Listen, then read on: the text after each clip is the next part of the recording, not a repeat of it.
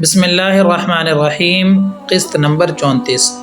روایت کے مطابق جب آپ صلی اللہ علیہ وسلم کی عمر 12 برس اور تفصیلی قول کے مطابق 12 برس 2 مہینے 10 دن کی ہو گئی تھی تو ابو طالب آپ کو ساتھ لے کر تجارت کے لیے ملک شام کے سفر کے لیے نکلے۔ حضرت ابو طالب کا تجارتی قافلہ سرزمین شام میں بصرہ شہر کی ایک تجارتی منڈی کے قریب پہنچا تو وہاں پڑاؤ ڈال دیا۔ بصرہ ملک شام کا ایک مقام اور حوارن کا مرکزی شہر ہے۔ اس وقت یہ جزیرۃ العرب کے روسی مقبوضات کا دارالحکومت تھا۔ وہیں قریب ہی ایک صومعہ گرجا تھا جس میں جرجیس نامی ایک عیسائی عبادت گزار راہب رہتا تھا جو بحیرہ راہب کے نام سے مشہور تھا۔ اہل تحقیق کے نزدیک بحیرہ راہب موحد تھا، مشرک یا بت پرست نہ تھا۔ وہ تمام آسمانی کتابوں کا عالم اور نبی آخری الزمان کی جو علامات آسمانی کتابوں میں مذکور تھیں ان سے بخوبی واقف تھا۔ اس سے پہلے بھی بارہا اس کے صومعہ گرجا کے پاس سے تجارتی قافلے گزرتے رہتے تھے مگر بحیرہ کبھی کسی کی طرف ملتفت نہ ہوا تھا۔ لیکن جب اس بار حضرت ابو طالب کے کاروان تجارت اس کے گرجا کے پاس اترا تو اس راہب نے اپنی خانقاہ میں سے دیکھا کہ قافلے والوں میں سے ایک نوجوان برابر سایہ کیے ہوئے ہے۔ بحیرہ راہب اپنی بصیرت سے پہچان گیا کہ یہ جو نوجوان ہے خصوصی اہمیت کا حامل ہے۔ بحیرہ راہب خلاف معمول اپنی عبادت گاہ سے باہر نکل آیا اور متجسسانہ نظروں سے ایک ایک کو دیکھنے لگا۔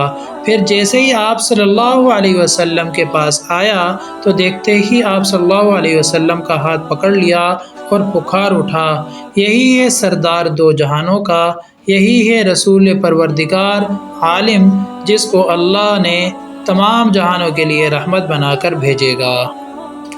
حضرت ابو طالب نے کہا، آپ کو یہ کیسے معلوم ہوا ہے؟ بحیرہ راہب نے بتایا، جب آپ سب لوگ پہاڑ کی گھاٹی سے نکلے تو اس وقت میں اپنی عبادت گاہ سے آپ سب کی طرف دیکھ رہا تھا۔ میں نے دیکھا اس نوجوان پر برابر سایہ کیا ہوا ہے۔ پھر میں نے دیکھا کہ کوئی شجر و حجر ایسا نہ تھا جس نے سجدہ نہ کیا ہو، اور شجر و حجر نبی کے علاوہ کسی اور انسان کو سجدہ تعظیم نہیں کرتے۔ اس کے علاوہ میں آپ صلی اللہ علیہ وسلم کو مہر نبوت کی وجہ سے بھی پہچان چکا ہوں جو آپ کے کندھوں کے نیچے کری نرم ہڈی کے پاس ہے، اور ہم انہیں اپنی کتابوں میں بھی پاتے ہیں۔ راہب یہ کہہ کر واپس ہو گیا اور بصدق اشتیاق تمام قافلے کے لیے کھانا تیار کرایا۔ جب کھانا تیار ہوا تو سب کھانا کھانے کے لیے حاضر ہوئے مگر آپ صلی اللہ علیہ وسلم موجود نہ تھے۔ راہب کے دریافت کرنے پر معلوم ہوا کہ آپ صلی اللہ علیہ وسلم اپنے اونٹ چرانے آس پاس نکل گئے ہیں۔ ایک آدمی بھیج کر آپ صلی اللہ علیہ وسلم کو بلایا گیا۔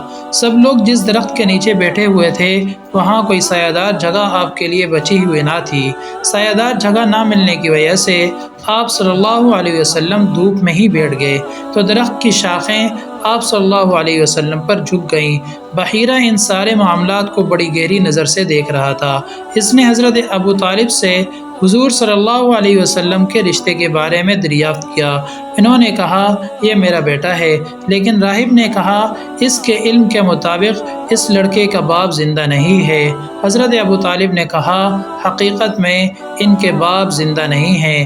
اس کے بعد بحیرہ راہب نے حضرت ابو طالب سے کہا کہ آپ صلی اللہ علیہ وسلم میں وہ تمام نشانیاں موجود ہیں جو آسمانی کتابوں میں اللہ کے آخری نبی کے متعلق بتائی گئی تھیں۔